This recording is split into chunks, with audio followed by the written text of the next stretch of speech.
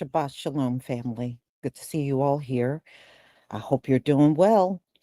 So, we're going to get into another great one from Israelites Gathering. But before we get to that, I did promise that I would start bringing out some more of my music. So, I'm going to play another song for you from my little collection.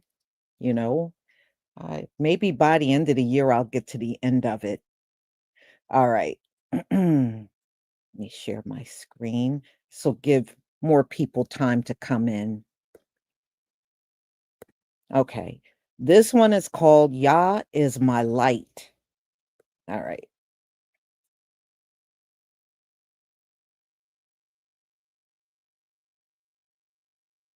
Okay.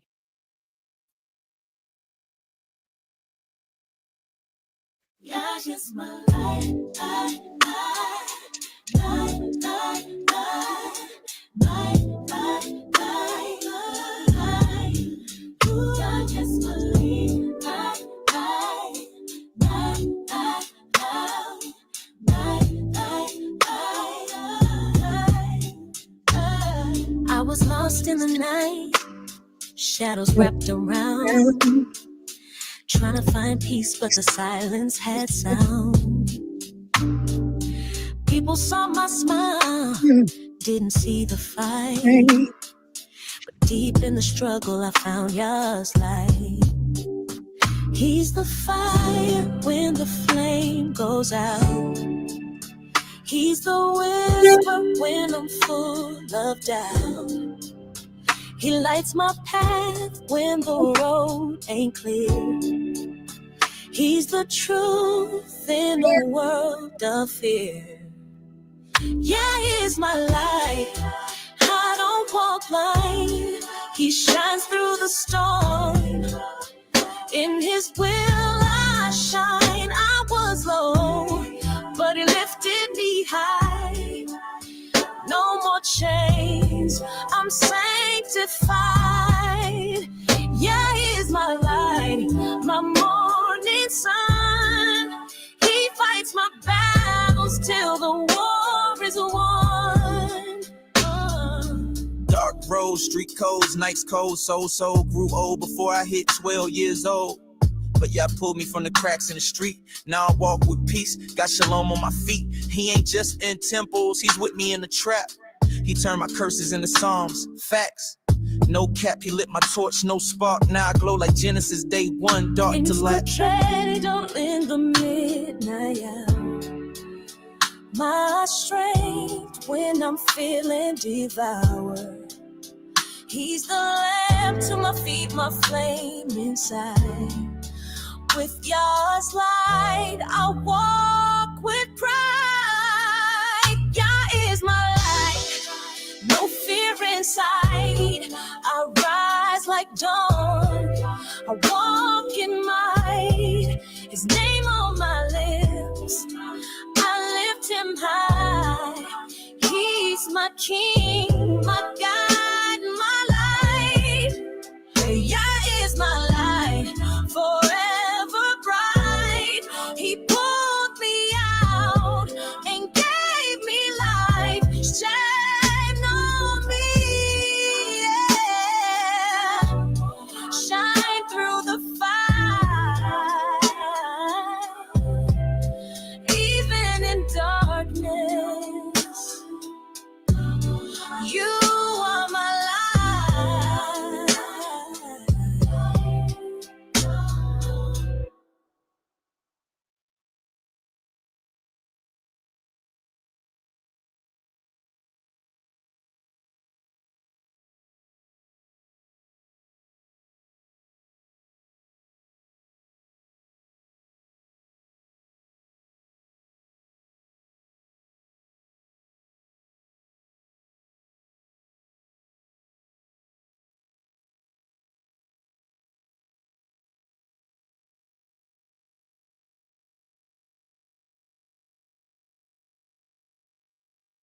Give me a one if you can see my screen.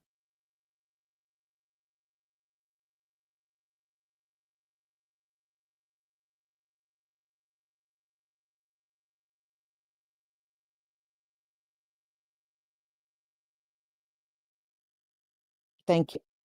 Okay. Thank you. All right.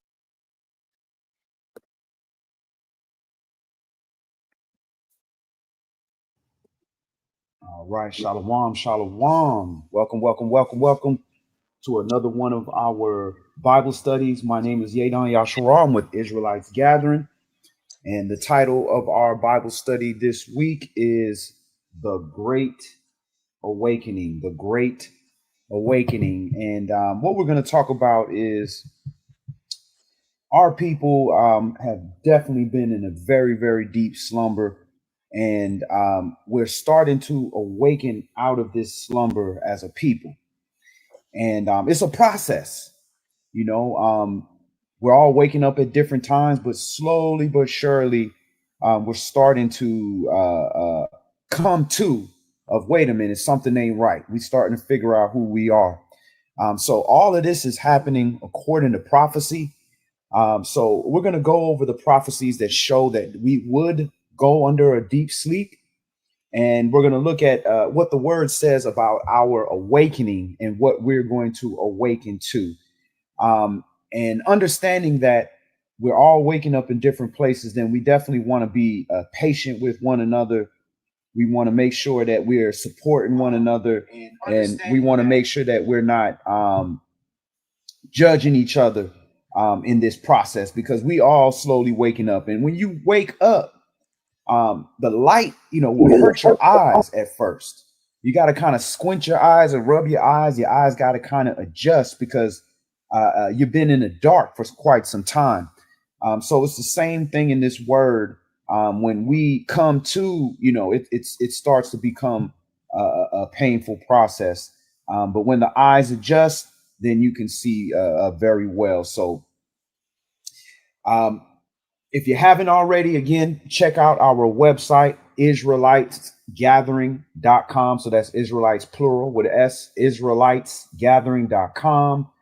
You can get access to our previous classes, the audio class, as well as, all the books we teach out of, and a lot of useful resources for our community. So definitely check it out. If you haven't as well, go ahead and get our app. Our app is on the Apple Store. iOS store is also on Google Play. It's a free app that you can get to connect with your community, connect with different brothers and sisters, Israelites around the world, around the country, and it's also an opportunity to access all of our information as well. So thank you to everyone who has participated and downloaded and joined our classes. So let's go ahead and get started. We're going to open up first in Genesis, Bereshit chapter 15, and we're going to look at this slumber, this sleep that was going to come upon us as a people. And when you look at our people now, you can clearly see that a lot of us are still fast asleep. And Shalom, brother Yafi Yahweh, good to see you, family. All right, so let me go ahead and pull up the scripts.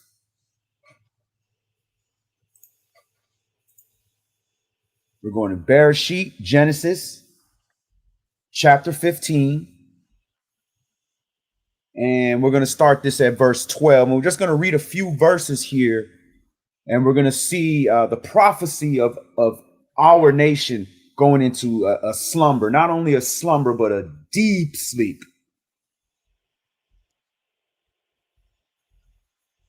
And this is an open forum. So by all means, if you have any questions, comments, whether you agree or disagree, as long as we do it decently in order, go ahead and comment. So we're at Genesis, Bereshit, chapter 15, and we're going to start this at verse 12. And when the sun was going down, a deep sleep fell upon Abram, and lo, a horror of great darkness fell upon him. So we know Abraham is the father of many nations, but more specifically, Father Abraham is the father of the Hebrews. So this is prophetically talking about us as a people going into a deep sleep as the sun was going down. And the sun going down indicates we're about to go into a new day.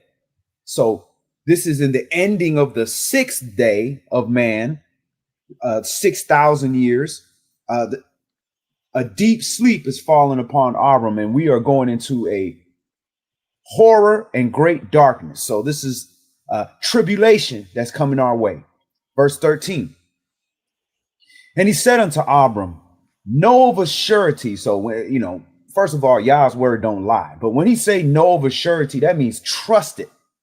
Trust, absolutely, know 100% that your seed shall be a stranger in a land that is not theirs, and shall serve them, and they shall afflict them 400 years. So this deep sleep falls upon us, and because of that deep sleep, we lose sight of who we are. We lose sight of who our God is and his laws and his ways. And now he said, a stranger in a land that's not ours. So a lot of people like to say that this was Egypt. But if you look at where we stayed in Egypt, we stayed in Goshen, and Goshen is on the eastern side of the Nile River. So that would make it in Abraham's inheritance. So that would be definitely our land. So that couldn't be it. All right. So he'll be a stranger in a land that's not theirs. So America is not ours. America's not in the table of nations. America was a land that was discovered, and different people moved in. Different Africans came in, as well as Asians came into the country. All right. And it says, you shall serve them, and they shall afflict them 400 years. So, we've done plenty of classes on that. We know we got here in August, about August 20th or 21st of 1619. And as of August 21st of 2019, we did the 400 years. And here comes what happens next. Verse 14. And also that nation whom they shall serve will I judge, and afterwards shall they come out with great substance. So this is what we were keying on before the 400 years, is that judgment was coming to America, the nation that we served, the system, Babylon, that we served. And afterwards, when the judgment is through, we shall come out with great substance. So the time is very near for us to leave and go back to our home. But the key that we wanted to key on here was this great slumber, this deep sleep that fell upon us. So this was prophesied that this deep sleep would come upon us. So now let's go to the prophecy of us starting to awaken. So let's go to Ezekiel, Keskiel chapter 6, Ezekiel chapter 6.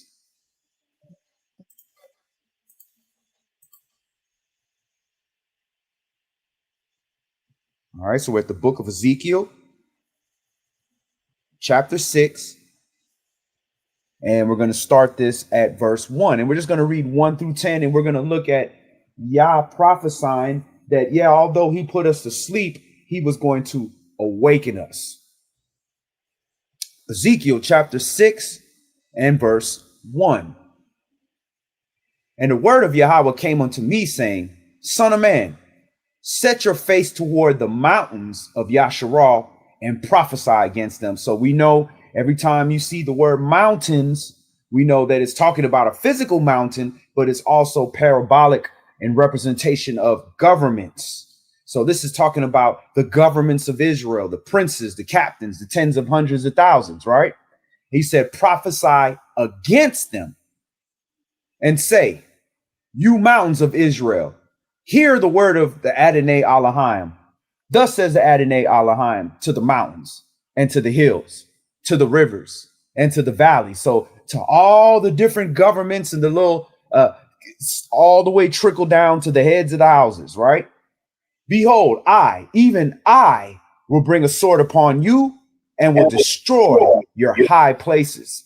And your altars shall be desolate, and your images shall be broken, and I will cast down your slain men before your idols. So he's talking to all the leaders, all the men of Israel, all the captains, right? And he's saying, I'm going to break down your images and your idols. What do you have these to begin with? Verse 5. And I will lay the dead carcasses of the children of Israel before their idols. Before their idols. And I will scatter your bones around about your altars. In all your dwelling places, the city shall be laid waste, and the high places shall be desolate, that your altars may be laid waste and made desolate, and your idols may be broken and cease, and your images may be cut down, and your works may be abolished. And the slain shall fall in the midst of you, and you shall know that I am Yahweh. Yet will I leave a remnant, that you may have some that shall escape the sword among the nations, when you shall be scattered through the country. So he's saying, despite all this, he's going to leave a remnant that can carry that memory, that understanding, right? Verse 9. And they that escape of you shall remember me among the nations, whither they shall be carried captives. So when he's talking about leaving a remnant, he's talking about leaving a few of us alive, and a few of us that are alive spiritually, where we will have that spirit, that remembrance of who we are. And then when we escape and we are amongst the other nations, he's saying, wherever we're carried captive, he'll cause us to remember. So verse 9, and they that escape of you shall remember me among the nations, where they shall be carried captives, because I am broken with their whorish heart, which has departed from me, and with their eyes, which go a-whoring after their idols, and they shall loathe themselves for the evils which they have committed in all their abominations. So you not a remnant or remembering yourself if you are not loathing yourself for the abominations that you committed in your sleep that you did not know.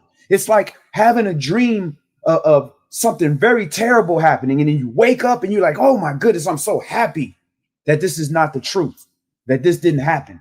Well, in this situation, you're waking up and saying, oh man, this happened. I actually did these things. And then you start to understand, wow, and yeah, you still love me. You still chose me after I did all those abominations. Well, this is prophecy. This is not because we're special. It's because he wrote this. Verse 10. And they shall know that I am Yahweh, and that have not said in vain that I would do this evil unto them. All right, so let's stop right there. So he's prophesying that even in a place of our captivity, we would come back to remembrance of who we are. And that's what we're seeing right now. That's why we're seeing celebrities waking up. We're seeing athletes. We're seeing musicians. We're seeing people, family members, all type of people starting to wake up during this time period, especially after COVID. Let's go to Zechariah chapter 10. Actually, let's go to Ezekiel chapter 37. Ezekiel chapter 37.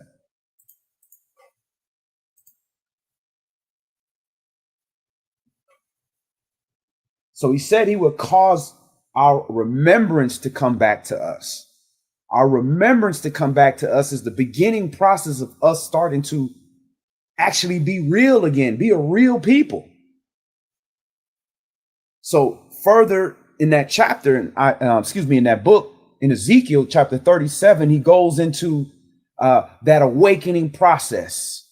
And it's talking about a valley of dry bones, a valley full of bones that are very dry. And when bones are very dry, that means they have been sitting there. They've been dead for a long time, long time.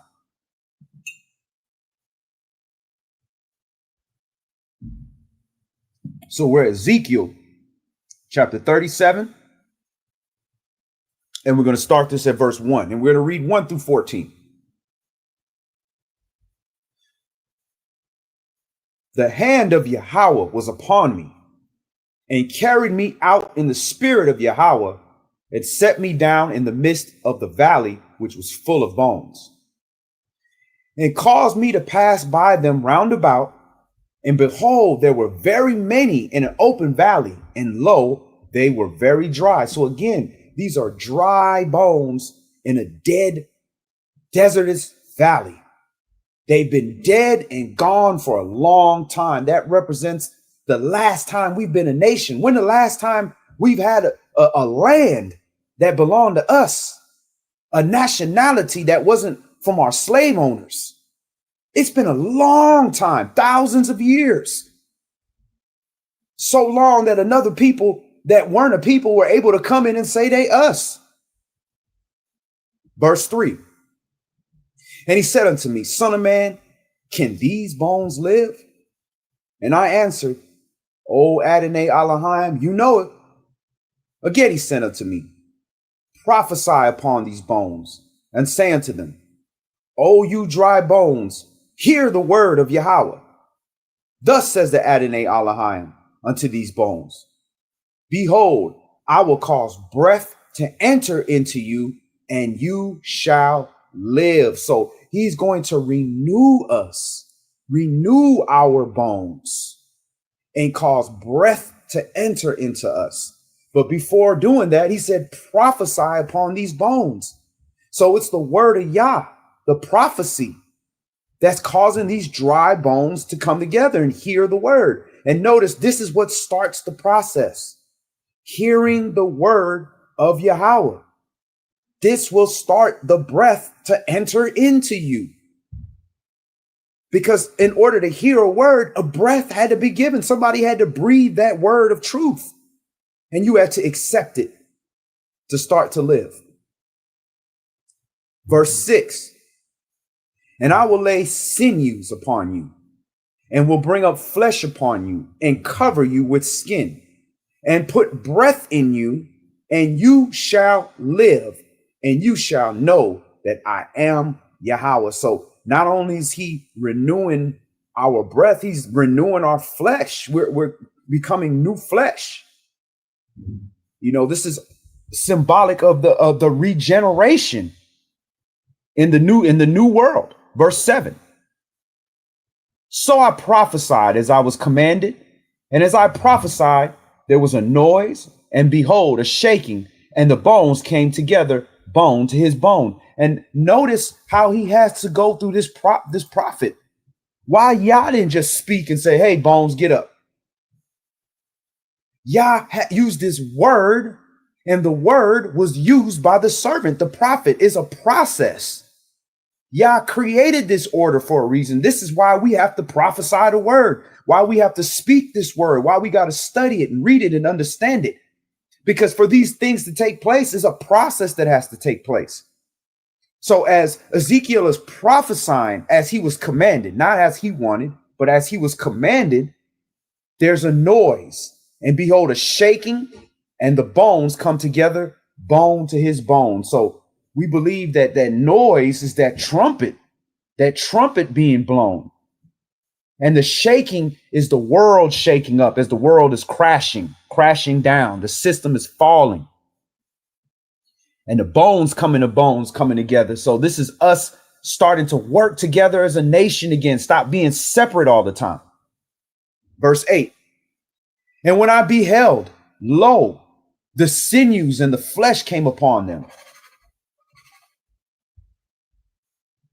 and the skin covered them above, but there was no breath in them. So we physically have a form of Israel. So we become a physical Israelite first, where, hey, I'm Israel. Hey, I'm God's chosen people. We the Jews, we got next. We start to, wave the Israel flag. But we really don't have any understanding. We don't really understand the holy days. We don't understand the covenant. We just learned a few laws. We just learned who Esau was. We got basics. We get basics. And even in those basics, a lot of it is camp doctrine, is what we receive. Doctrine that was passed down from our elders that has been outdated.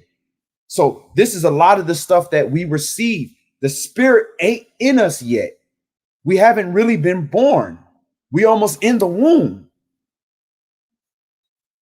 Verse 9, and when you're in the womb, you still drinking amniotic fluid. You're not breathing air yet. So this is how we are as a people first. And a lot of times, as we've been in this word for some of us that's been in it over a decade, we'll come across some of these people that are at this stage where they got the bones, that they got the skin, but there's no spirit yet. Well, you don't cause that little one to stumble. You don't embarrass them. You don't try to debate them. You try to help them, because all of us had to come to that process. Nobody was just born a full grown man child. That was somebody else. We weren't born like that. So this is why we have to have patience for one another. And we have to be compassionate and condescend to one another, because we all are part of this process and we're waking up at different times. Everything develops at different times. Verse 9. Then said he unto me, prophesy unto the wind, prophesy, son of man, and say to the wind, thus says the Adonai Elohim. And then when you look in Hebrew, that word wind is the same as spirit, ruach. So prophesy unto the ruach, prophesy, son of man. And son of man just is Adam. Son of man literally means Adam. All right, son of Adam. And say to the wind, thus says the Adonai Elohim, come from the four winds, O breath, and breathe upon these slain, that they may live. And we also believe that those four winds are the four ruachs, the four spirits that make up Elohim, that are spoken of in Revelation chapter 4, that sit in the throne with the Lamb, with the rainbow over it. All right, so that's what the lion, the eagle, and the bull and the man face. All right, verse 10.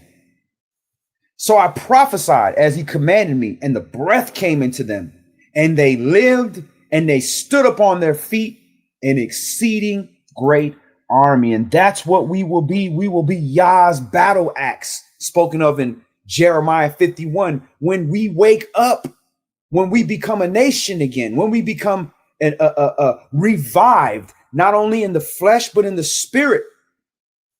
Once we get rid of a lot of that poison we've been eating and the poor habits that we picked up in captivity, when we go to the wilderness, we will be renewed in the body and renewed in the spirit, and will become an exceeding army. And that army will be ready for our captain, Yahushua HaMashiach, when he returns. Verse 11.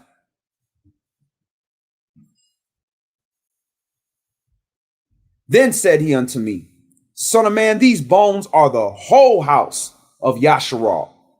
Behold, they say our bones are dried. Our hope is lost. We are cut off for our parts. Therefore it prophesied, saying to them, thus says the Adonai Elohim, behold, O my people, I will open your graves and cause you to come out of your graves and bring you into the land of Yasharal. So when you see graves, think hell. I'm going to bring you out this hell that you're in. This state of being the only people in the world that don't know who you are. That don't know anything beyond a slave ship. That don't have a land, that don't have a language, that don't have anybody with a flag that can stick up for us or speak up for us. And we will come into our own land. And where's our land? Yasharal. We'll come into our own land, and we'll be a nation and an army that's taking back our land. And you shall know that I am Yahweh when I have opened up your graves, O my people, and brought you up out of your graves, and shall put my spirit in you, and you shall live. And I shall place you in your own land, not somebody else's land, not an unclaimed land, but your own land. Then you shall know that I, Yahweh, have spoken it and performed it, says Yahweh. And that's the greatness of Yah. He speaks it before it happens. Then he gets his servants to go spread the message. And then it happens. The devil tries to copy that. All right, so let's go. Let's move on. Let's go to Zechariah. Zechariah chapter 10.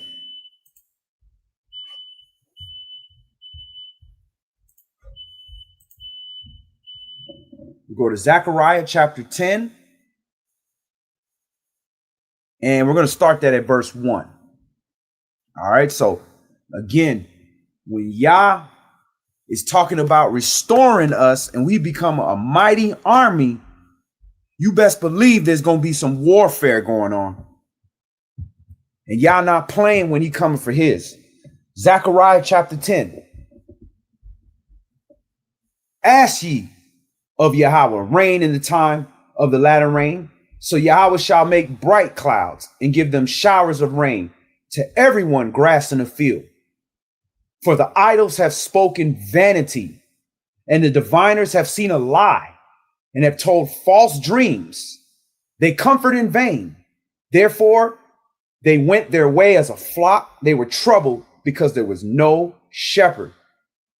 Mine anger was kindled against the shepherds, and I punished the goats.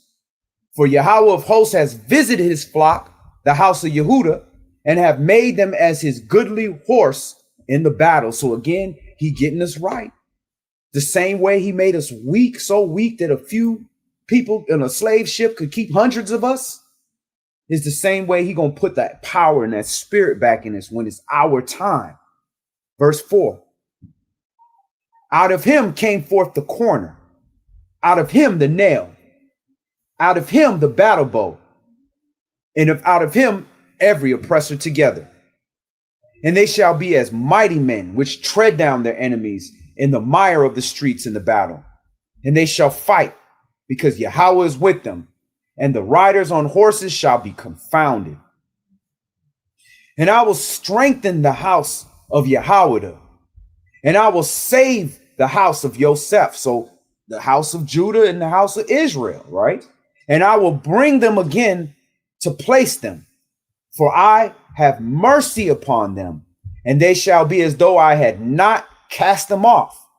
For I am Yahweh the Elohim, and will hear them. So for a long time, he wasn't hearing our prayers. We didn't even know who to pray. We praying to idols. We praying to all type of foolishness. But he said he's going to strengthen the house of Yehudah. So the house of David is going to be back on top. And the house of Joseph is going to be back. And he's going to bring us back into our place, into the land of our forefathers. Verse 7.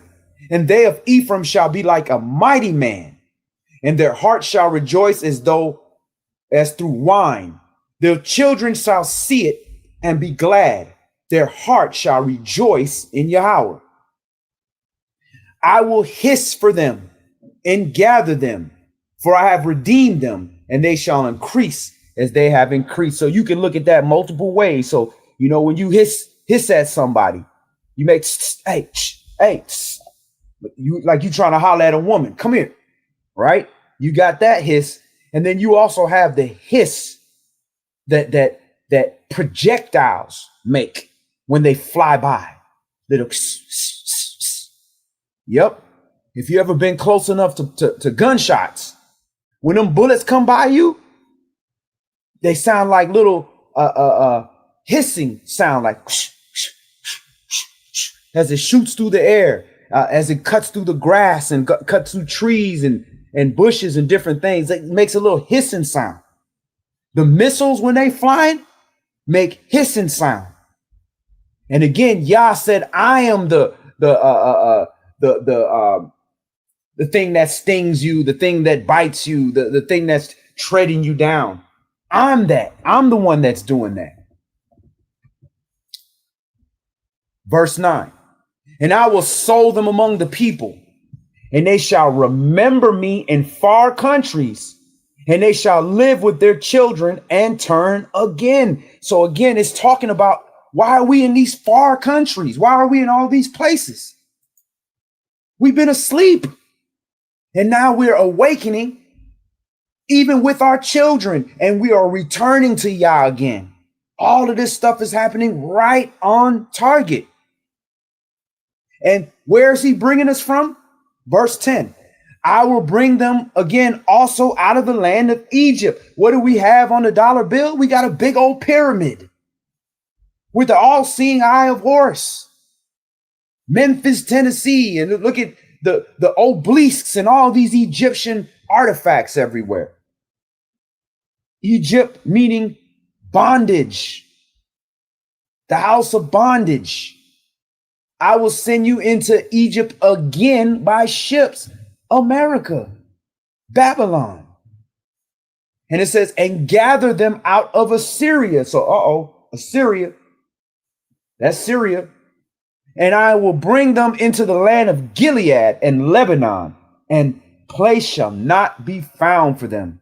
And he shall pass through the sea with affliction, and shall smite the waves in the sea, and all the deeps of the river shall dry up. And the pride of Assyria shall be brought down, and the scepter of Egypt shall depart away. And I will strengthen them in Yahweh, and they shall walk up and down in his name, says Yahweh. So you're talking about the Arabs state, and you're talking about the Egyptian, the Hamite. He's going to cause us to remember out of these places, these same ancient places that we are now in.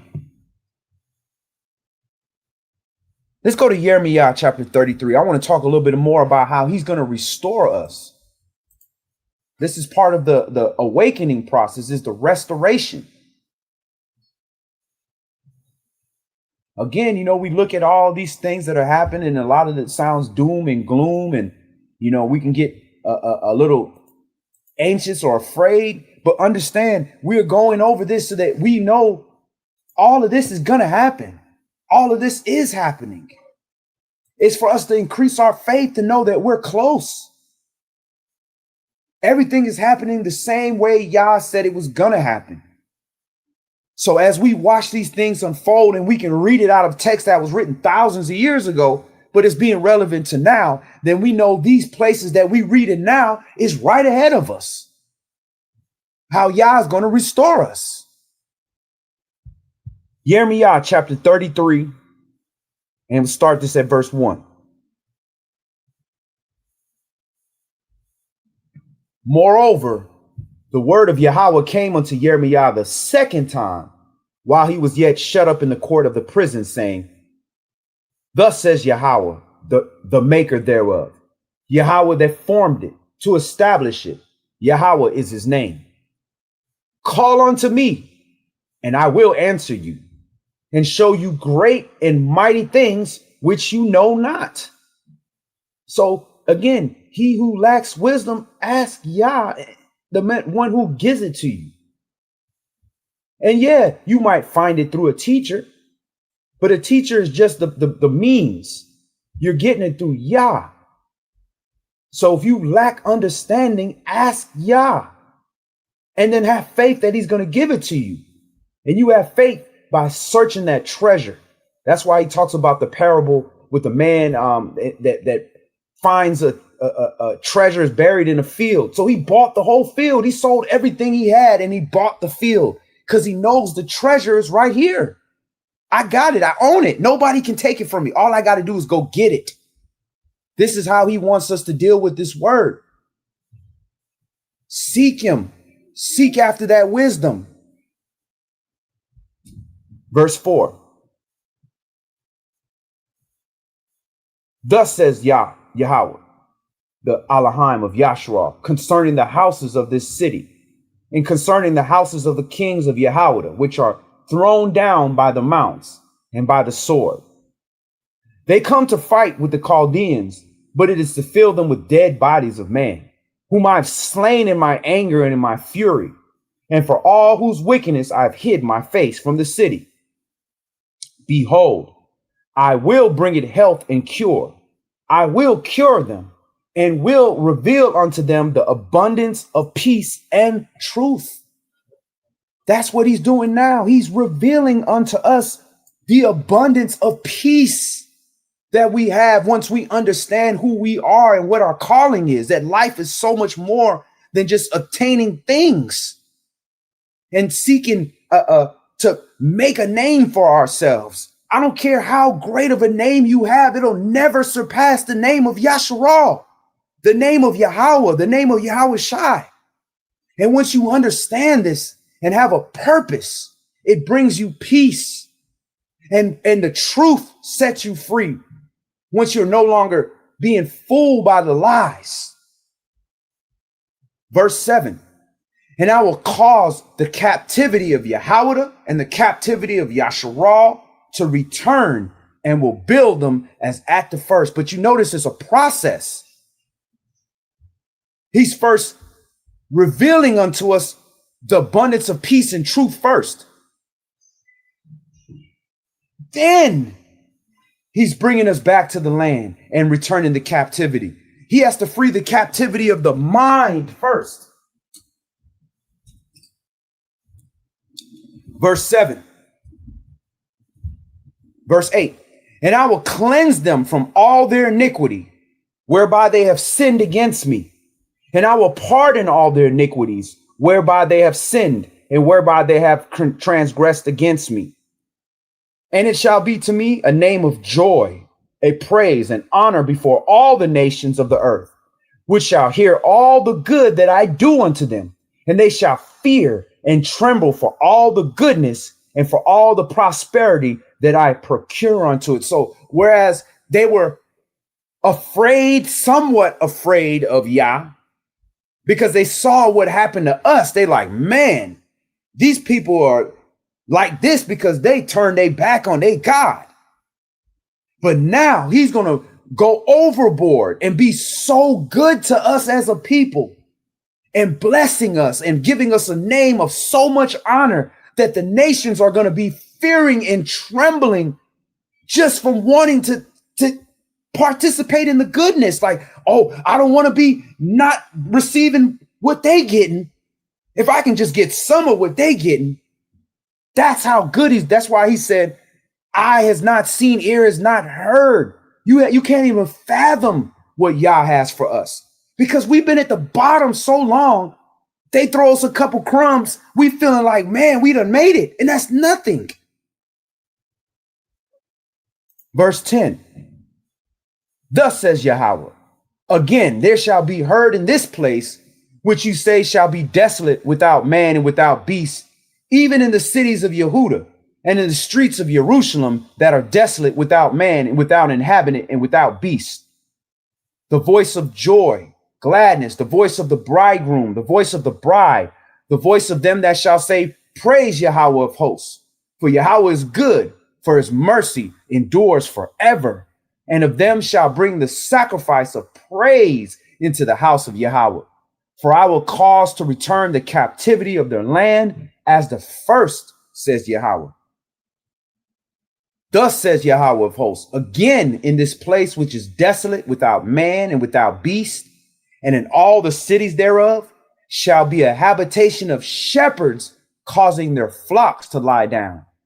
In the cities of the mountains, in the cities of the valley, in the cities of the south, and in the land of Benjamin, and in the places about Jerusalem, and in the cities of Yehuda, shall the flocks pass again under the hands of him that tells them, says Yahweh. Behold, the days come, says Yahweh, that I will perform that good thing which I have promised unto the house of Yasharal and unto the house of Yahweh. So even though we didn't keep our promise, he punished us and said he will cause us to remember again. And once we start remembering, he going to put us back in the land and he going to remember all the good things that he promised to us, even though we violated. That's mercy. We don't deserve that. And that's why we have to be merciful to one another, merciful to the Gentiles, because we're receiving an inheritance and a reward that on paper we do not deserve. But we deserve it because Yah said it's for us. So we deserve it. So I'm not questioning Yah. But on paper, we don't deserve it. So if we are of that same God, then we have to operate in that same manner, being the kings and queens of the earth and being merciful to one another, especially our own people. We quick to fight and shoot and stab and hurt and make fun of our own people, but let the other nations just do as they please. That's a curse. Verse 15. In those days and at that time will I cause the branch of righteousness to grow up unto Dawid, and shall execute judgment in righteousness in the land. So the house of David is going to rise back up. His stock, his bloodline is going to be checking bros, checking things, making sure ain't no wickedness in the land. They're going to care about this law. They're not going to be, oh, you can do whatever you want. Now they're going to be zealous for the law. In those days shall Yahweh be saved, and Jerusalem shall dwell safely. They're going to dwell safely because house of David not playing. You come around here with that idolatry, with that abomination, you finna get cut. And now we going to dwell safely. And this is the name wherewith we shall be called, Yahweh our righteousness. For thus says Yahweh, Dawid shall never want a man to sit upon the throne of the house of Yasharal. And right now it's being represented in heaven by Mashiach. But we're going to have a man here on earth. Verse 18, neither shall the priests, the Levites, want a man before me to offer burnt offerings and to kindle meat offerings and to do sacrifice continually. He said, neither shall that happen. Because that's what's happening now. We have no priests and Levites offering burnt offerings. You got Jewish people doing whatever they doing, but we not in the land. We not doing the righteous offerings. Verse 19, and the word of Yahweh came unto Jeremiah, saying, thus says Yahweh, if you can break my covenant of the day and my covenant of the night, and that there should not be day and night in their season, then may also my covenant be broken with Dawid my servant, that he should not have a son to reign upon his throne, and with the Levites, the priests, my ministers.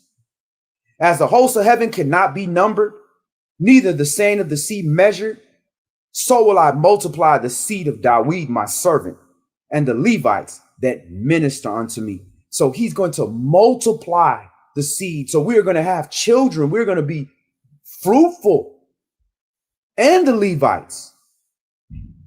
Moreover, the word of Yahweh came to Jeremiah, saying, considerest you not what this people have spoken, saying, the two families which Yahweh have chosen, he have even cast them off.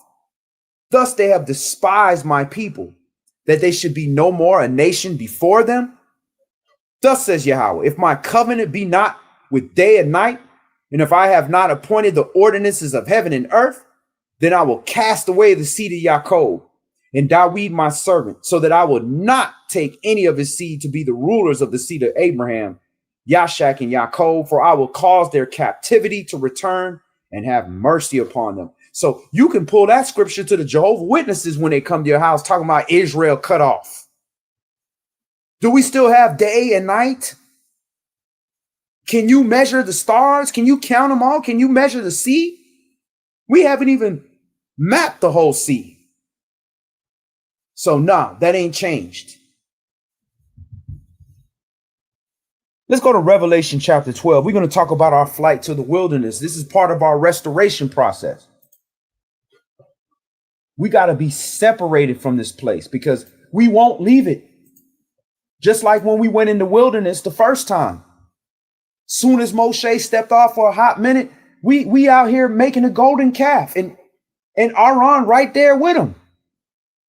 So we got to be removed because if we too close, we going to revert right back to. So we got to be taken to a whole different place where we can fast out all these poisons and chemicals and stuff they spraying in the air in a hidden place that they can't spray chemtrails over, that they can't find us with drones.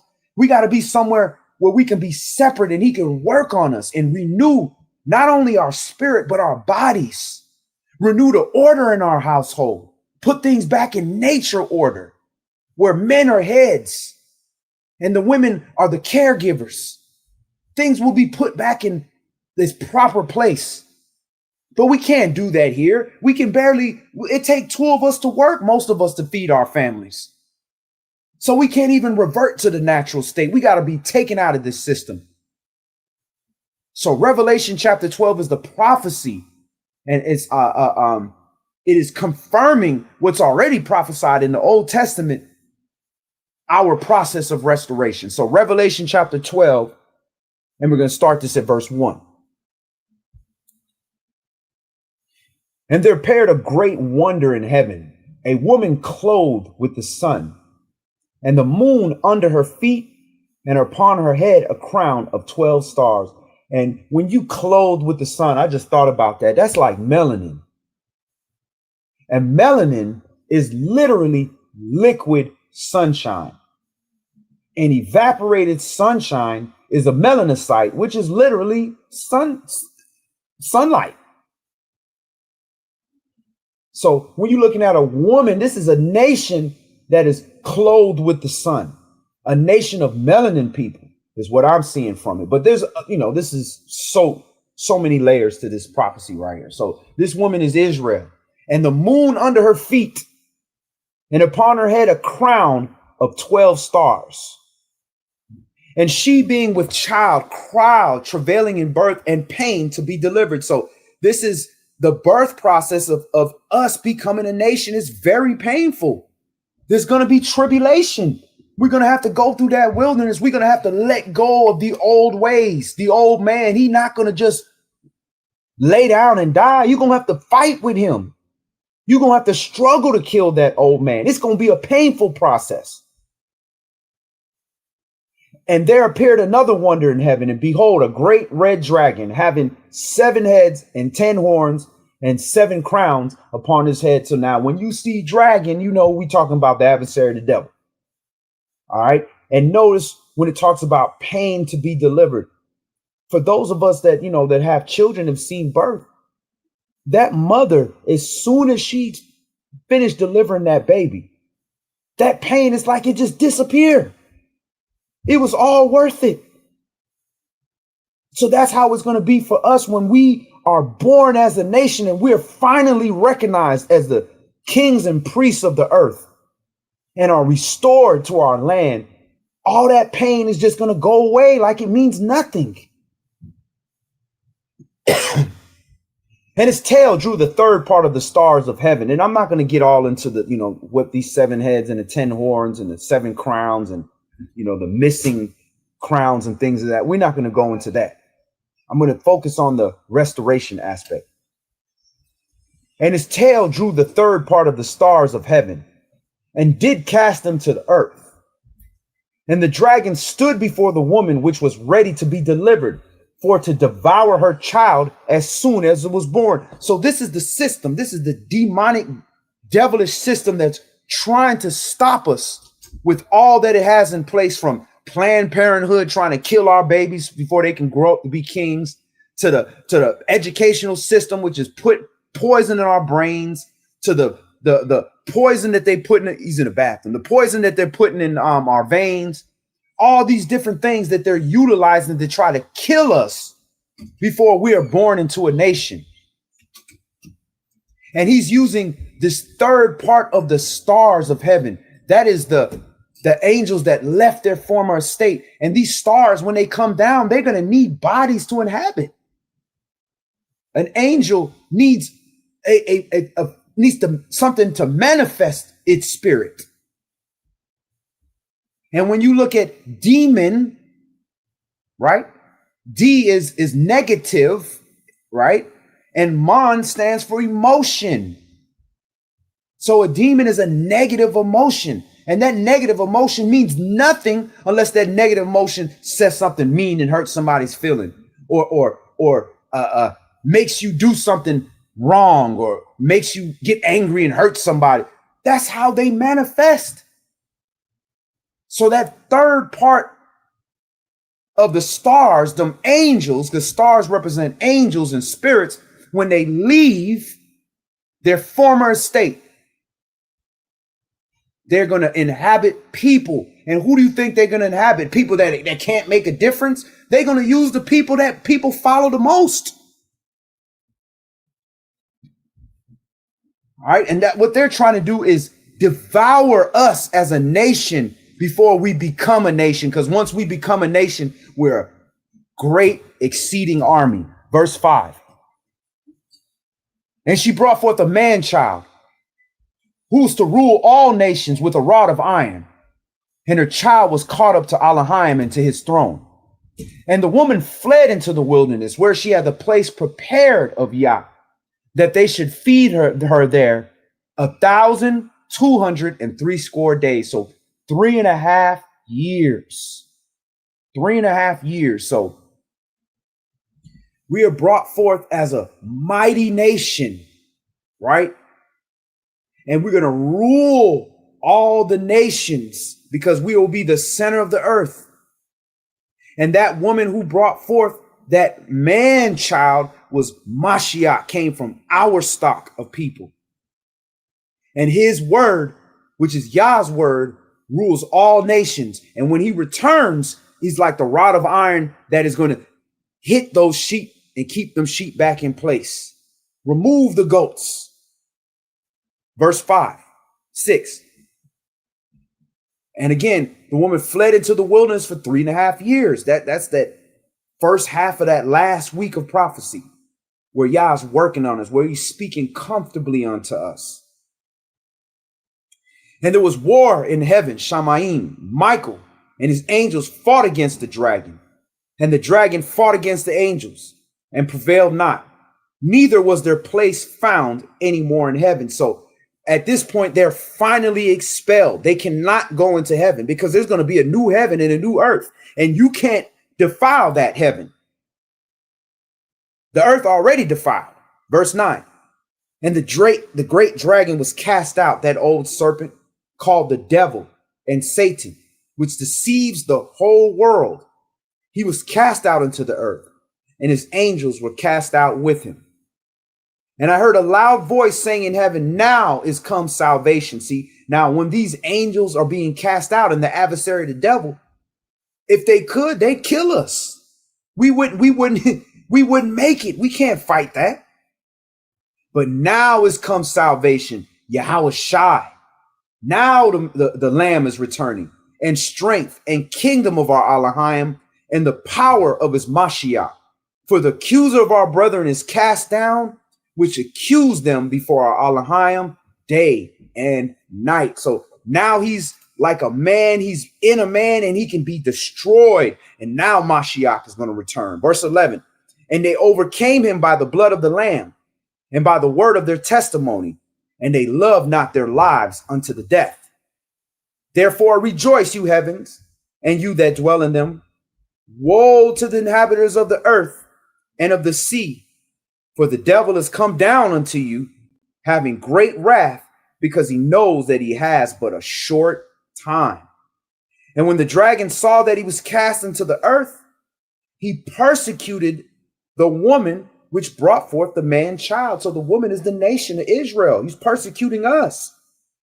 And to the woman were given 2 wings of a great eagle, that she might fly into the wilderness, into her place, where she is nourished for a time, times, and a half of a time from the face of the serpent. So again, we are being hidden in the wilderness for that 3.5 years, that 3.5 prophetic years. So that is our renewal process, where we're being hidden and the devil's just running his tables across the world, just doing whatever. And we're going to look at these 2 wings. We're going to see, what are these 2 wings representing? What are they talking about here? All right. Notice, what do you have on top of the Ark of the Covenant? You got the 2 wings. You got 2 wings going one way and 2 wings going the other way. Right? Those covering angels. Let's take more look at this. Let's see. Verse 15, and the serpent cast out of his mouth water as a flood after the woman, that he might cause her to be carried away of the flood. So that water can also represent spirit. You know, all these different doctrines and weird and AI and all this weird stuff that they got going on. False information. It could be information overload, causing us to just get lost and carried away and end up chasing a rabbit hole and not learning the truth unto our salvation. And the earth helped the woman, and earth opened up their mouth and swallowed up the flood, which the dragon cast out of his mouth. So the earth helped us, either through this process where it's literally opening up and swallowing up the water that's trying to drown us, but also the earth, the mother, the assembly, the church is going to help us learn the truth. And the dragon was wroth with the woman and went to make war. And who we making war with? The remnant of her seed. And who are the remnant of her seed? Which keep the commandments of Yah and have the testimony of Yahweh Shai Mashiach. Hallelujah. That's who the war is against us. That's why we got to be hidden. Yah going through Mashiach going to be picking them off in the wilderness. All the rebels, he going to be purging them. But the dragon want to make a war with the remnant of the children of Yasharah, which are keeping the commandments of Yah and which are living testimonies of Yahweh Shai Mashiach. Let's go to Psalms 103. Let's take a look at these eagle wings. Psalms 103, Tehillim, chapter 103.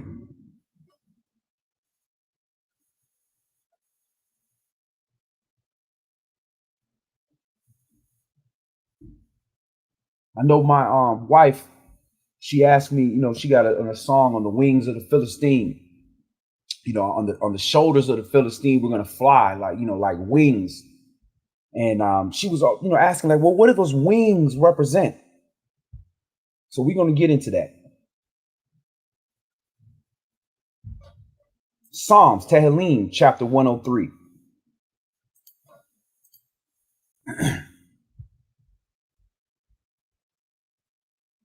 Bless Yahweh, O my soul, and all that's within me. Bless his holy name. Bless Yahweh, O my soul, and forget not all his benefits.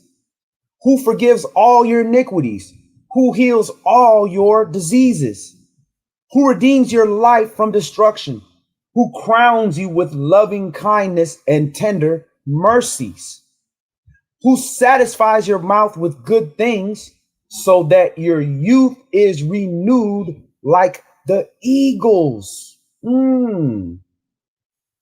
So your youth is renewed like the eagles. And what are the eagles known for? Their wings. Interesting. So the eagle is being likened unto a renewed youth. Verse 6, Yahweh executes righteousness and judgment for all that are oppressed. He made known his ways unto Moshe, his acts unto the children of Yasharal. So how is this renewing? He's going over this renewing by making his ways known. The law of Moses and his acts, the way he does his thing, his prophecies, and his way, his mode of life. He made it known to us. Yahweh is merciful and gracious, slow to anger, and plenteous in mercy. So how you gonna be a child of Yah and this don't describe you? You his people, but you not a merciful people. You his people, but you not a gracious people. You a people, but you not slow to anger. You his people, but you not plenteous in mercy. That don't sound like his people. He will not always chide, neither will he keep his anger forever. So it don't mean he not gonna get angry either. It don't mean you just smile at everybody, everything is cool. Now his people gonna get angry too. But we just not gonna be angry forever, and we gonna be merciful. It ain't gonna be our go-to. But yeah, we gonna be an angry people. Verse 10. He have not dealt with us after our sins, nor rewarded us according to our iniquities. So why do we got to reward everybody according to their transgression and according to their iniquities against us? Why can't we reward people according to righteousness' sake? Yeah, we can do that as long as we're not angry, long as we're not hungry, or long as we're not lusting for something. Verse 11. For as the heaven is high above the earth, so great is his mercy towards them that fear him. As far as the east is from the west, so far as he removed our transgressions from us. Like as a father pitieth his children, so Yahweh pities them that fears him. For he knows our frame. He remembers that we are dust.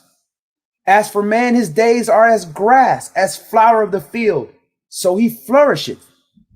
For the wind passes over it and is gone, and the place thereof shall know it no more. And we have to consider that we are like grass. We are like blades of grass. We here 1 minute, we gone the next, and nobody even gonna know we was here. So we got to utilize this term. It's not vanity. We got to utilize this time that we have here to fulfill our purpose for the nation. If you were born into the nation of Yasharal, you were born with a purpose. And the other nations have a purpose as well. How they deal with the children of Yasharal. That's the way things were designed. So you can't waste that time. But the mercy of Yahweh is from everlasting to everlasting upon them that fear him, and his righteousness unto children's children, to such as keep his covenant, and to those that remember his commandments to do them. So that's who's getting the mercy and the righteousness.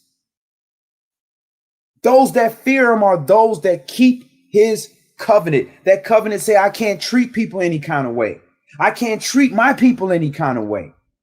And his commandments say I have to behave a certain way. And when I don't, I have to fix it a certain way. Yahweh has prepared his throne in the heavens, and his kingdom rules over all. Bless Yahweh, you his angels that excel in strength, that do his commandments, hearkening unto the voice of his word. Bless you, Yahweh, all you his hosts, you ministers of his that do his pleasure. Bless you, Yahweh, all his works and all his places of his dominion. Bless Yahweh, O my soul. Dawadah.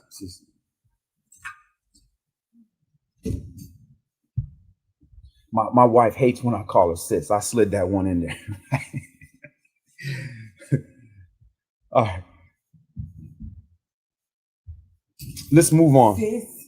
I slid that in by accident. She called me brother all the time. I say sis, boy, she hate that. It's like her being likened unto a regular sister. All right, so let's move on. Let's go to Yeshayah chapter 40, and then we have one more for the conclusion. Isaiah chapter 40. We're going to look more at this renewal. How the wings is likened unto our renewal process. Yeshayah, Isaiah chapter 40, and we're going to read 15 through 31. Yeshayah chapter 40 and verse 15. Behold, the nations are as a drop of a bucket, and are counted as the small dust of the balance. Behold, he takes up the isles as a very little thing. So he's all these countries and all these other nations, he's considering them like dust on the balance. Yeah, they affect things. If you have a bunch of dust on your weight, it's going to be a little bit off. So they affect things, but they are not what's being weighed. So they have to understand their place. You have to understand your place. It's not for you to boast over them. It's for you to understand your importance. So when you waste time, it's worse than when they waste time. They're just small dust of the balance. So understand your importance, Israel. This is not something that's just made up.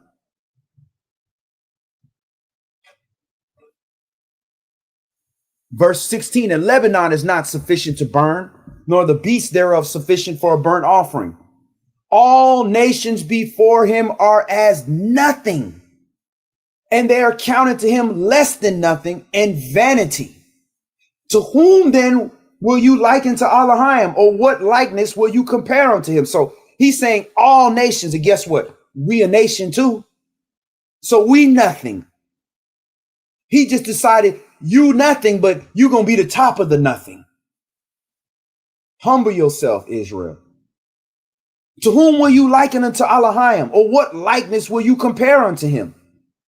The workman melts a graven image, and the goldsmith spreads it over with gold and casts silver chains. He that is so impoverished that he has no oblation chooses a tree that will not rot. He seeketh unto him cunning workmen to prepare a graven image that shall not be moved. Have you not known? Have you not heard? Have it not been told to you from the beginning? Have you not understand from the foundations of the earth?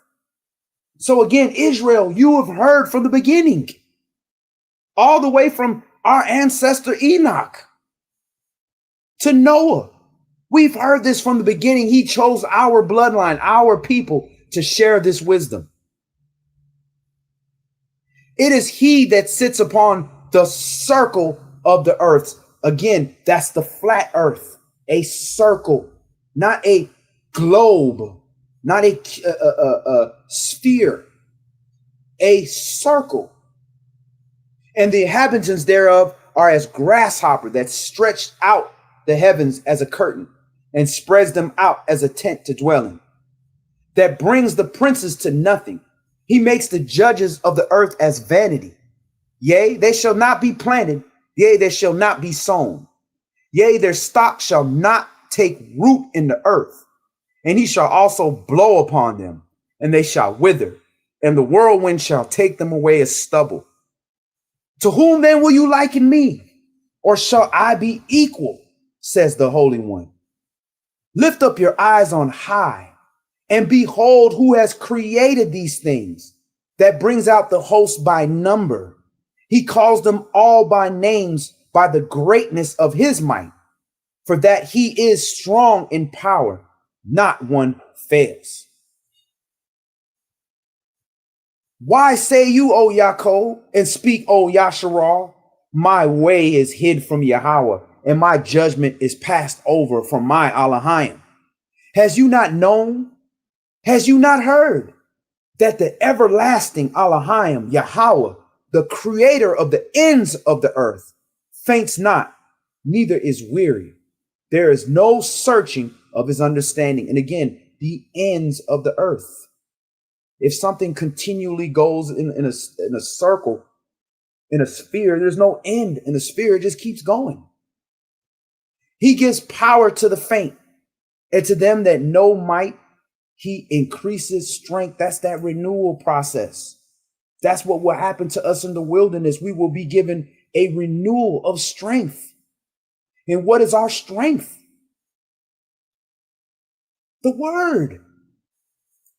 Verse 30, even the youths shall faint and be weary, and the young men shall utterly fall. But they that wait upon Yahweh shall renew their strength. They shall mount up with wings as eagles. Health and youth as an eagle. Remember that? And the wings is what moves that health and youth of an eagle, And what's moving it? Those that fear Yah, his word. That's what moves things. But they that wait upon Yahweh shall renew their strength. They shall mount up with wings as eagles. They shall run and not be weary. They shall walk and not be faint. That's that renewal. Just like a child just got energy. My little 4-year-old nephew, man, he run all over the place. He'll never get tired. I don't even think he go to sleep at night. That's how we're going to be again. We have that kind of energy from having so much vitality of glowing like Moses with this law in us. All right, so let's go to 2 Corinthians chapter 4 for the conclusion. We have to understand this ain't going to be something that just happens overnight. This is a process. And if you see your son over there trying to ride a bike. And he just keep falling, and he's trying, and he's got the wheel turned backwards and all kind of stuff, but he's trying. And he can't get it on his own. What father, even a halfway decent weekend every now and then father, is going to help that child? He's trying. So when the Most High see you pitiful, trying to keep this law, trying to be reborn, trying to renew your mind, he going to grab the bottom of that seat. He going to help you ride that bicycle. And once you start riding, you ain't never going to forget. But you got to try. You got to put forth that effort. And it's going to seem like, man, I can't, I'm just tired. I can't do this. I've been doing, man, the kingdom ain't never going to come here. But if you wait upon Yah, he said he's going to renew us with the wings of an eagle. And then he just told us that the eagle is like our youth renewed. 2 Corinthians chapter 4 for the conclusion. We got to understand this process is a daily process. Day by day. That's why Saul says, I die daily. The old you should be dying, and the new you should be being reformed, renewed. When something is renewed, there was already something there. And it's being renewed. It's not being created, it's being renewed. But if you destroyed, ain't nothing going to be renewed. 2 Corinthians chapter 4 and verse 1 for the conclusion. Therefore, seeing we have this ministry, as we have received mercy, we faint not. So you should never get tired, weary of well-doing. We got mercy. That's something we don't deserve, but have renounced the hidden things of dishonesty, not walking in craftiness, nor handling the word of Yah deceitfully, but by manifestation of the truth, commending ourselves to every man's conscience in the sight of Yah. That if you don't have a conscience in the sight of Yah, you're not going to make it. It's too easy to fool man. Man want to be fooled. And the man that want to be fooled the most is self. We lie to ourselves. Verse 3. But if our good news be hid, it is hid to them that are lost, in whom the El of this world hath blinded the minds of them which believe not, lest the light of the glorious good news of Mashiach, who is the image of Yah, should shine into them. So this is how he uses the care of the world and the lust of the flesh and the jealousy and envy and the anger and the trauma that we've been through to just blind us from focusing on Yah. Remember, we talked about wisdom comes by the opportunity of leisure. You got to have time to be able to study. You got to have time to, you think you don't got time for a Bible study? Well, when you think the time comes for the people, they got to put this together. We got to have time to put the study together, then have time to present the study. When you study, you just need time to study. But you can't make the time to study. How you going to make the time to help somebody else? You can't even make the time to study to prepare yourself. And you think you preparing yourself to teach somebody? You preparing yourself to live. If you teaching somebody, that's just your trade. You might be an evangelist. You might be a prophetess. You might be a singer, a guardsman, a watchman. You might be something else. But you got to prepare yourself. You see all this stuff going on in the sky right now. I was going to talk about it before the class. So-called drones that they can't measure, they can't catch. Yes, some of it's phony. And surprising enough, that hissing sound, that hissing sounds a lot like them blades on a drone too, right? The drones that they can arm with explosives and projectiles. If you can do it in PlayStation Black Ops, you don't think they got that in real life? And furthermore, when they showing you so much in the sky, when the real thing in the sky comes, are you even going to know? It says, if it were possible, it would fool the very elect. The very elect cannot be fooled because they have faith in this word. You can't have faith in something you don't know. Verse 6. For who Elohim commanded the light to shine out of darkness, have shined in our hearts to give light of the knowledge of the glory of Elohim in the face of Yahushua Mashiach.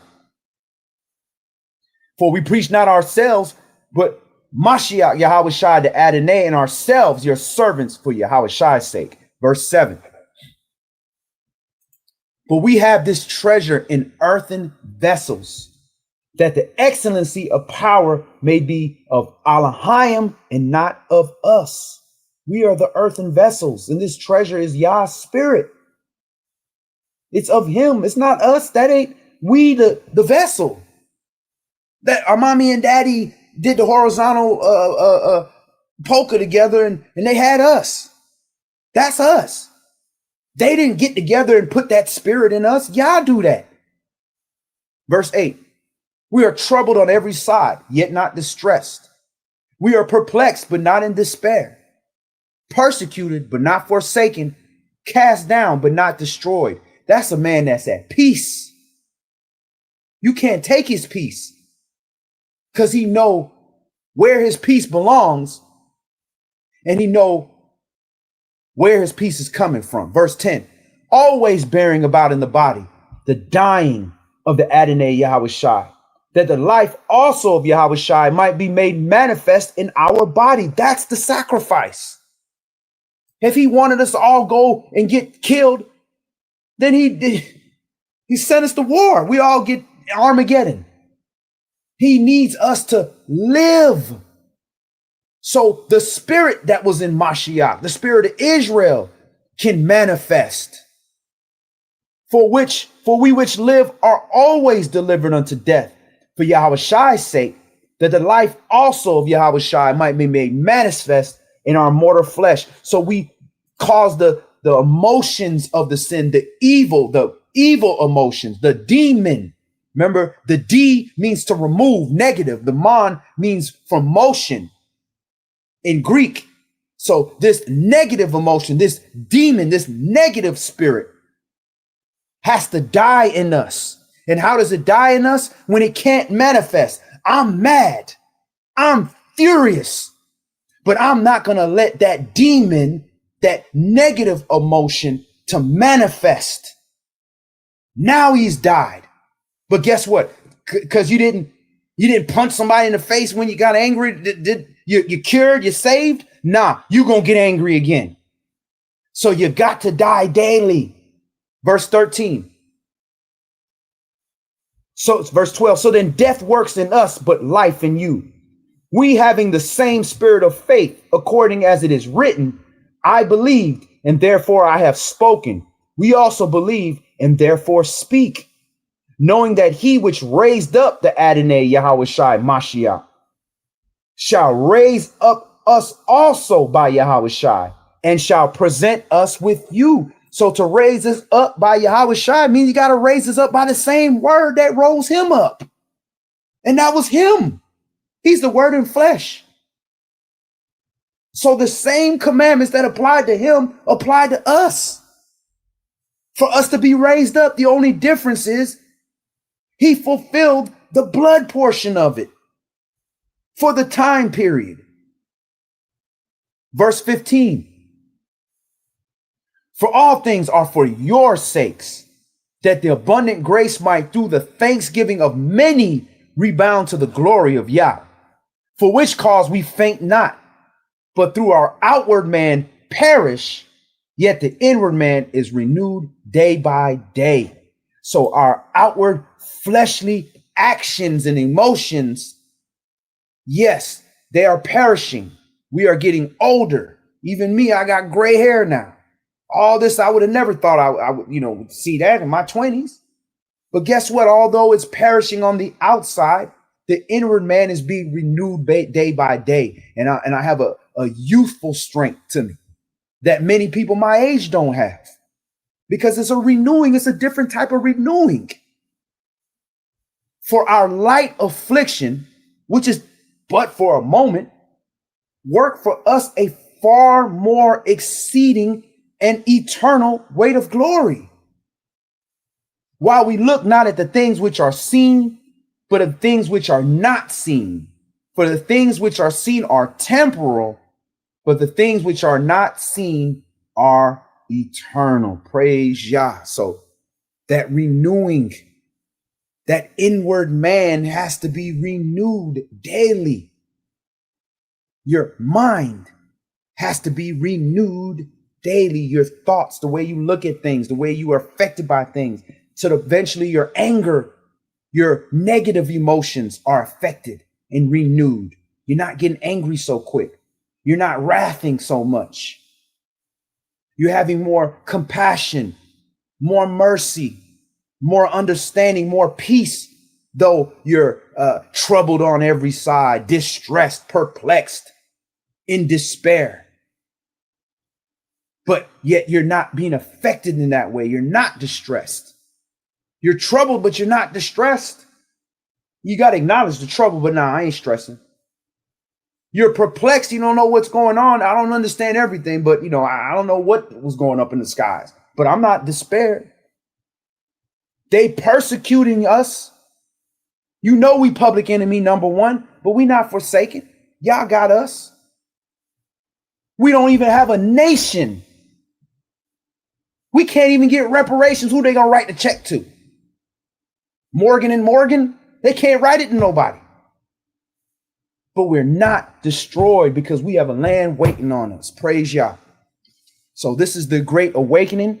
Yah's will. I don't see any questions, but if anybody has any questions, you can always reach out to us at our website or our email address, info@israelitesgathering.com, or on our website. You can reach out to us, or on the app. You can message us directly. I'm Yadon. You can message me directly, or any one of us, and we can answer your questions.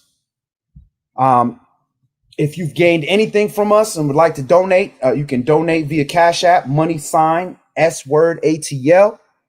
Anything given will be much appreciated. And if you have any dry goods you'd like to donate, if you have property or you have anything that can benefit a ministry or benefit our growth, by all means, reach out so that we could coordinate with you or coordinate to get that out to those in need. So Yah's will, we'll see you for the Shabbat. Until then, everybody be safe. I know we in that Christmas season right now, and we know what that Christmas spirit is, straight wickedness. So guard your spirit and be careful with all these sicknesses going around. So Yah be with you and your family until we see you next. Shalom. This is it on July 13th at MetLife Stadium. Two giants.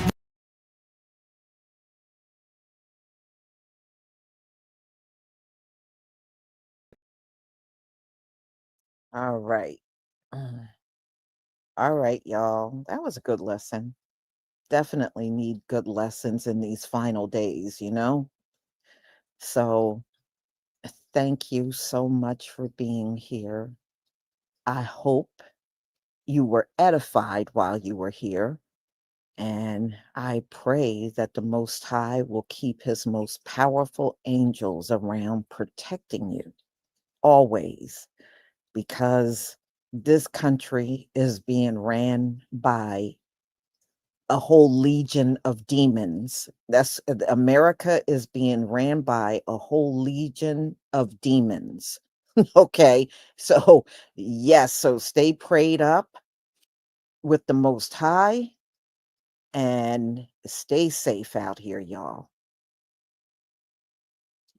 Shalom, family.